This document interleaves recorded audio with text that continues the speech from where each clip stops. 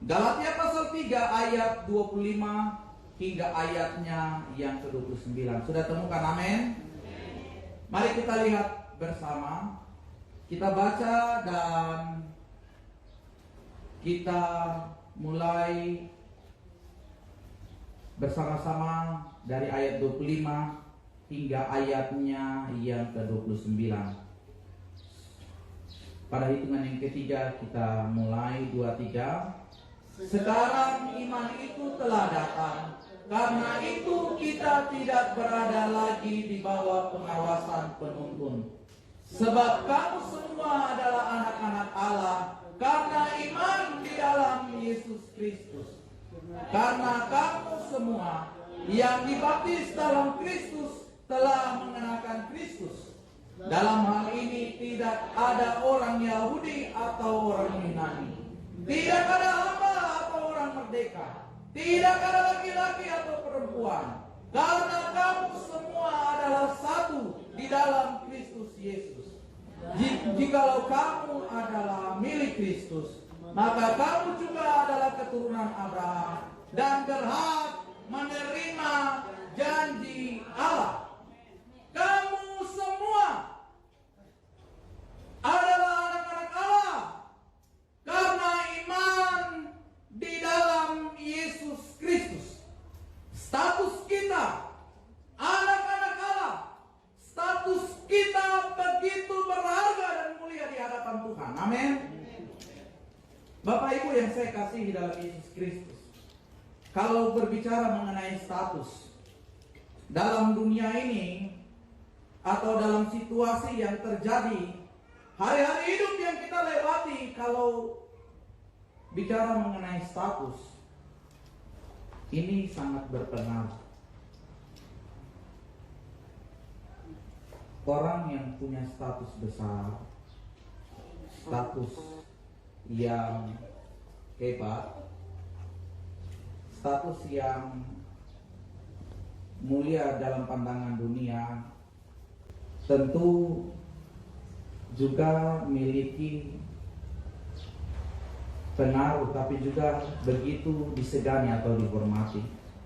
Tapi coba kalau statusnya biasa-biasa saja, apalagi belum dikenal, tentu orang lihat siapa dia, ya. Tentu orang tidak akan terlalu memandangnya atau begitu menghargai. Ini status Bapak Ibu yang saya kasihi. Dalam dunia, cara pandang dunia melihat seseorang berdasarkan status, berdasarkan apa yang dimiliki, atau berdasarkan keadaan serta kedudukan. Namun berbeda dengan Tuhan kita. Yesaya 43 ayat 4 dikatakan, oleh karena engkau berharga di mataku.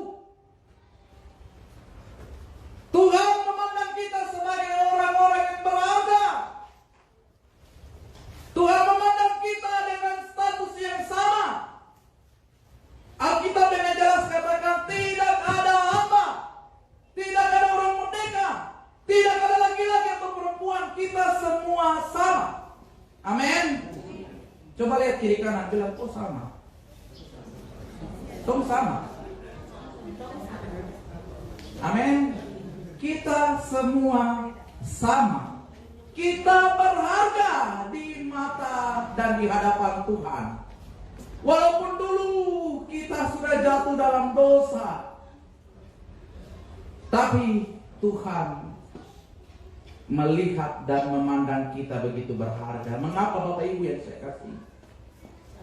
Karena firman-Nya dengan jelas katakan, pada waktu Dia membentuk manusia pertama, Kejadian pasal 1 katakan, Dia bentuk kita sesuai dengan gambar dan rupanya. Kita berharga, kita mulia, walaupun kita sudah jatuh dalam dosa, tapi Tuhan mengangkat dan memulihkan keadaan kita hanya oleh anugerah-Nya. Efesus pasal 2 Ayat 8 dan 9, hanya oleh karena kasih karunia kamu diselamatkan oleh iman. Oleh sebab itu firman Tuhan tadi dengan jelas katakan, kamu semua adalah anak-anak Allah karena iman. Bukan karena perbuatan. Bukan karena apa yang kita buat untuk Tuhan kita berharga, no. Kita semua tidak layak sebenarnya. Hanya oleh anugerahnya kita dilayakkan. Hanya oleh karena kasih karunia-Nya Tuhan memilih dan menetapkan kita. Yesus berkata dan memberikan perumpamaan mengenai pokok anggur di dalam Yohanes pasal 15. Bukan kamu yang memilih aku, tapi aku yang memilih kamu. Tuhan yang memilih kita. Tuhan yang menetapkan kita untuk kita pergi dan menghasilkan buah. Tuhan menetapkan kita karena kita berharga, karena kita begitu mulia. Yesus berkata dalam pengorbanannya di atas kayu salib, sudah selesai. Tetelestai dalam bahasa Yunani. Kata sudah selesai ini mengandung arti dalam urusan bisnis. Itu berarti bahwa hutang telah dibayar sepenuhnya. Kata sudah selesai yang digunakan oleh Yesus di atas kayu salib. Ini juga kalau dalam sistem pengadilan, kata sudah selesai berarti hukuman tergugat telah sepenuhnya dijalani, atau masa hukuman itu sudah selesai, sudah dijalani sampai habis. Kata sudah selesai dalam istilah militer, ini berarti pertempuran, peperangan sudah dimenangkan sepenuhnya.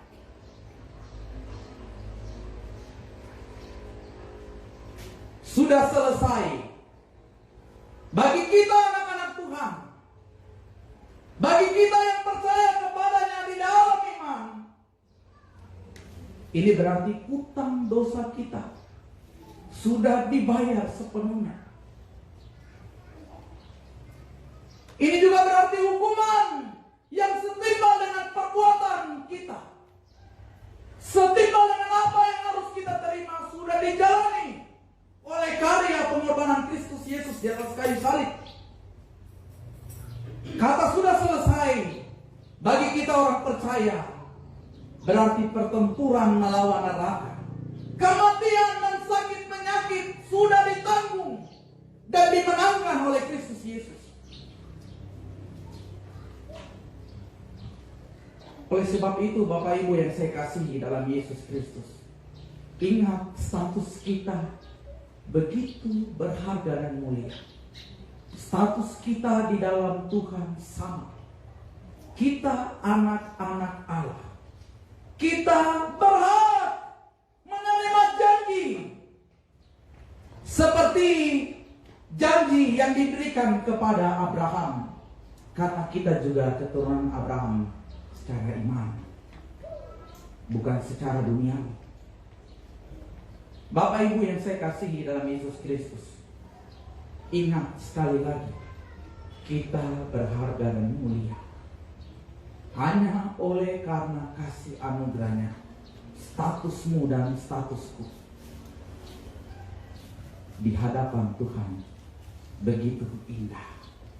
Tuhan mau memulihkan dan memakai kita.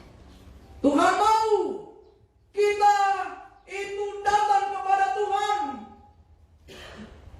kalau kita menyadari diri kita berharga, kalau kita menyadari diri kita begitu penting di hadapan Tuhan, kalau kita menyadari bahwa Tuhan punya rencana dan Tuhan mau memakai kita sebagai alatnya yang begitu berharga dan mulia, tidak ada alasan untuk kita menjauh dari Tuhan.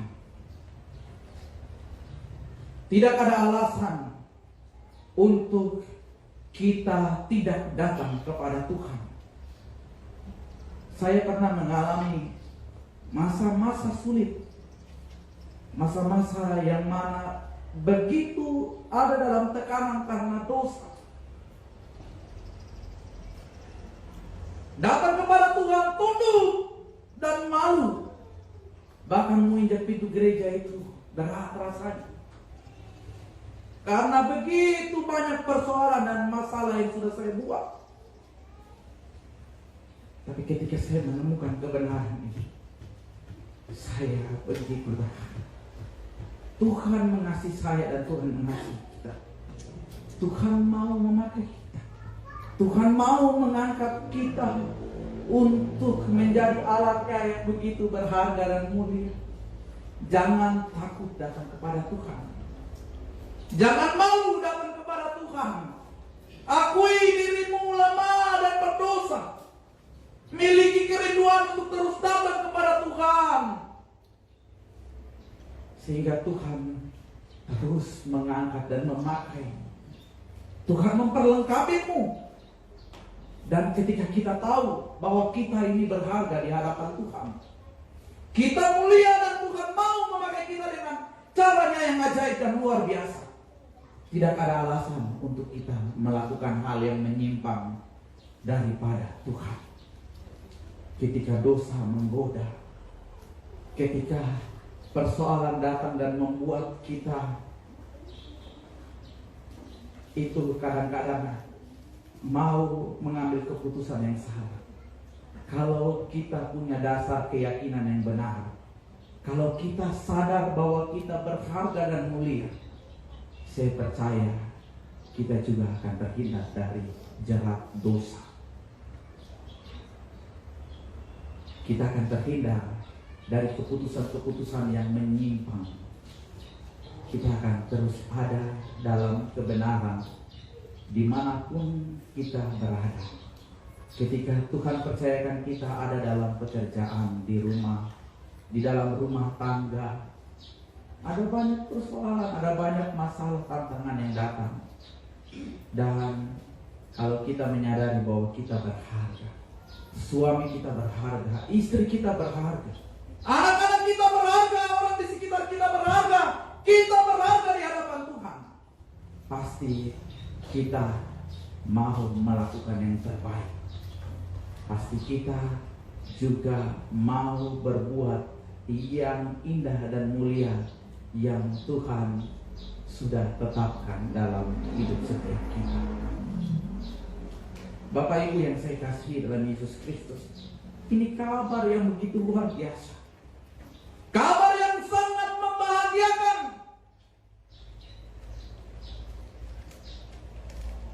Status yang kita miliki bukan kita beli dengan uang, bukan kita beli atau dapatkan dengan usaha dan apa yang kita buat untuk Tuhan. Kita berbuat untuk Tuhan hanya oleh karena anugerah.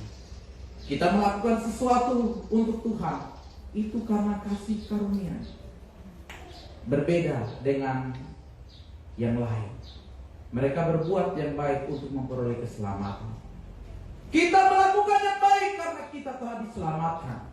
Kita berbuat yang baik karena kita ini berharga dan mulia. Bapak Ibu yang saya kasihi, saudara-saudariku, sekali lagi, jangan malu datang kepada Tuhan.